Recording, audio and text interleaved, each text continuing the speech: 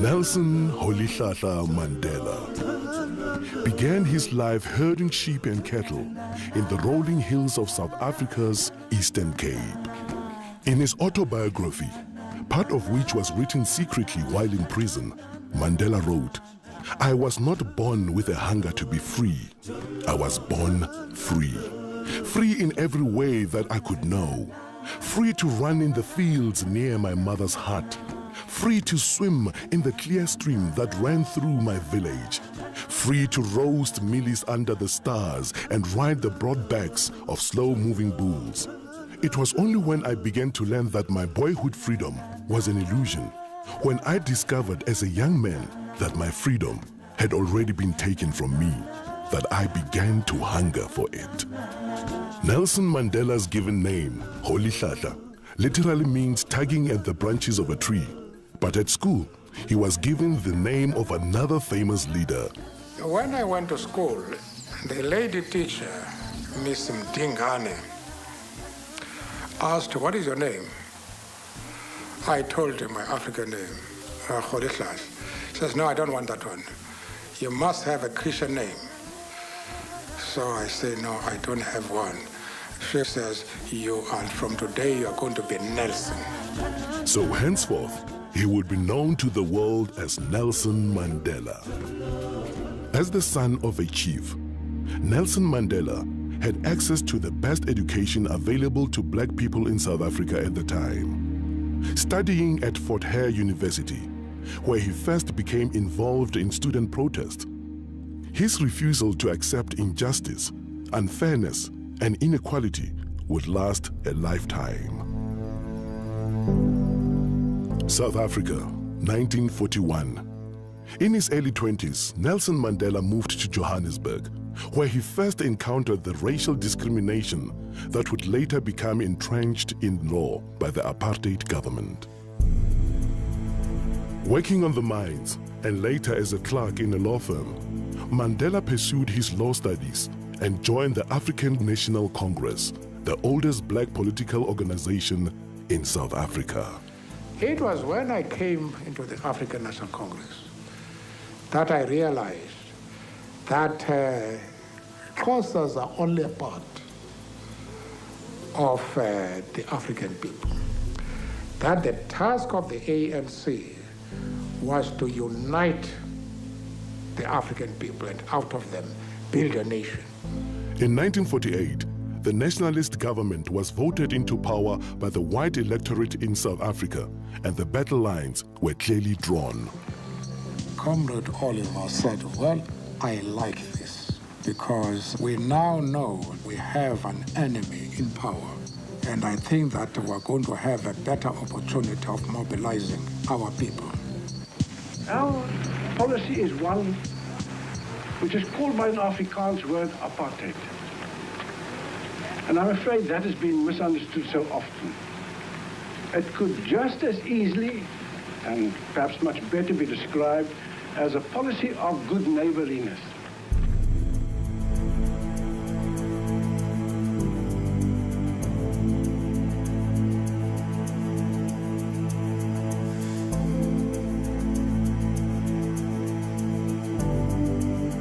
In 1955, the ANC and other organizations called upon people of all races to gather in Kliptown to approve the Freedom Charter, a blueprint for a free, democratic, and multiracial South Africa, in which all races would be treated equally.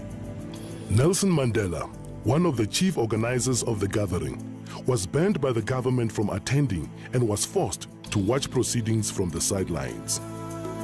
In 1956, the organizers of the Freedom Charter and other leaders in the Congress movement were charged with high treason. The trial was specifically designed to occupy the opposition and keep them out of politics. It dragged on for 4.5 years, and it would be another 40 years before the Freedom Charter finally bore fruit. South Africa, 1960, Sharpeville, a black township in the industrial area south of Johannesburg. A peaceful crowd gathered to protest against the past laws, was shot at by police. 69 people died. The nationalist government imposed martial law. All opposition was banned and thousands were jailed. When it became clear that all means of peaceful negotiation had been exhausted, Mandela went underground to lead the armed struggle. We have made it very clear in our policy that South Africa is a country of many races. There is room for all the various races in this country. There are many people who feel that it is useless and futile for us to continue talking peace and non-violence against a government whose reply is only savage attacks on an unarmed and defenseless people. Key government installations were targeted for sabotage. Mandela became known as the Black Pimpernel. In 1962, Mandela was captured, charged with leaving the country illegally, and sentenced to imprisonment for 5 years. Shortly afterwards, his ANC comrades were captured with evidence which incriminated Mandela. He returned to court for the Rivonia trial, where he and 8 others faced a possible death penalty. The very speech which was made by Nelson consolidated the spirit of the people outside, because it was a defiant spirit.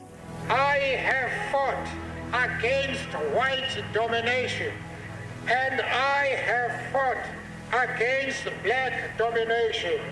I have cherished the idea of a democratic and free society in which all nations live together in harmony and with equal opportunity.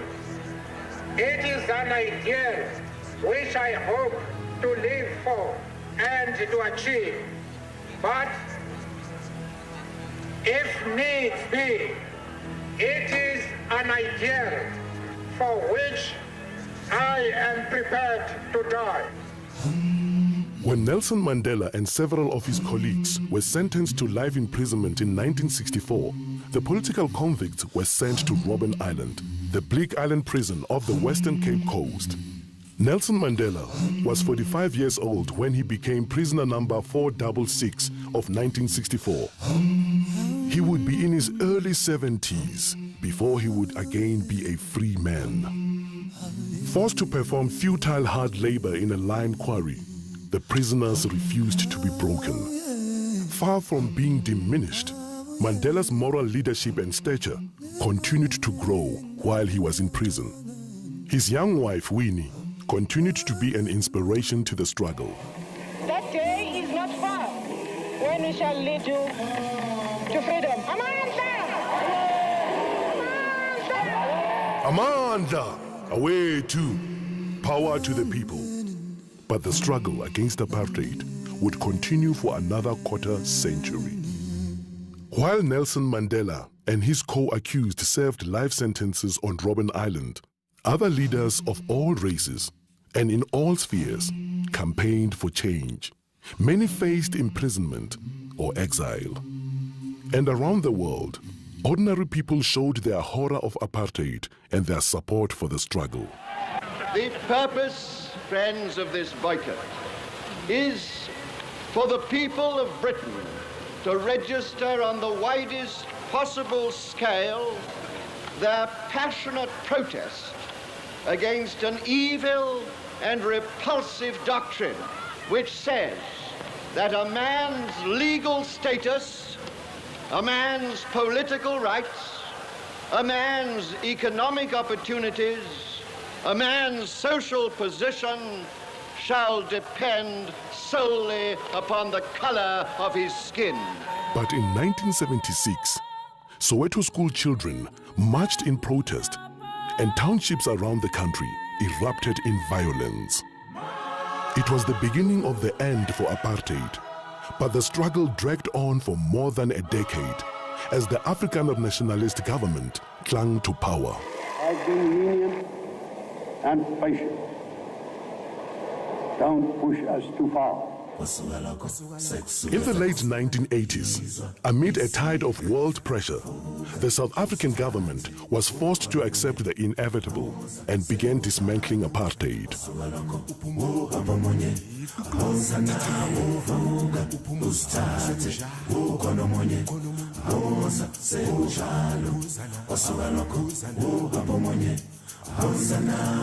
In 1990, at the age of 71, Mandela was released unconditionally.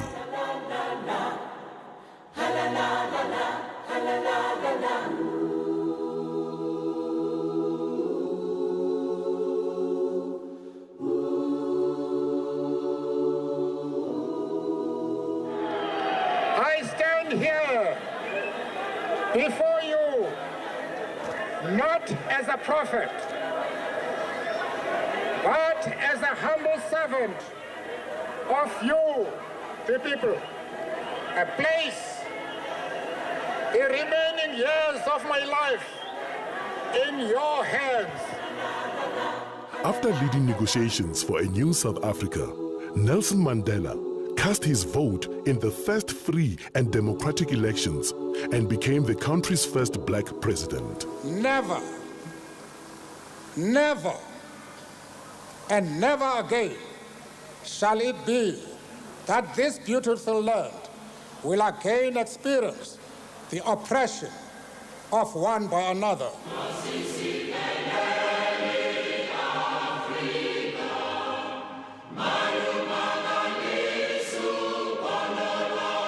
For the duration of his presidential term, and throughout what should have been a well-earned retirement, he has worked tirelessly to entrench the ideals he has so long stood for, becoming universally revered as an icon of leadership and humanity.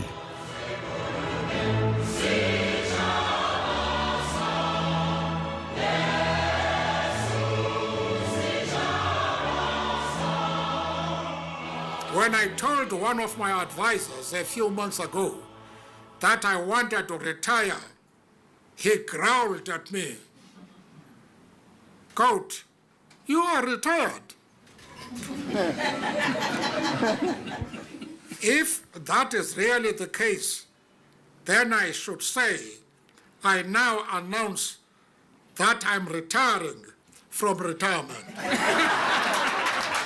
But in his retirement from retirement, Nelson Mandela has continued to give his support and generosity in countless ways, creating an enduring legacy through the Nelson Mandela Foundation, the Nelson Mandela Children's Fund, the Mandela Roads Foundation, the Nelson Mandela Institute for Education and Rural Development, and the 46664 campaign. Through 46664, he continues to lend the full force of his extraordinary talent, intellect, and heart to a problem that faces not only his own country, but the world at large. Nelson Mandela, Madiba, we salute you.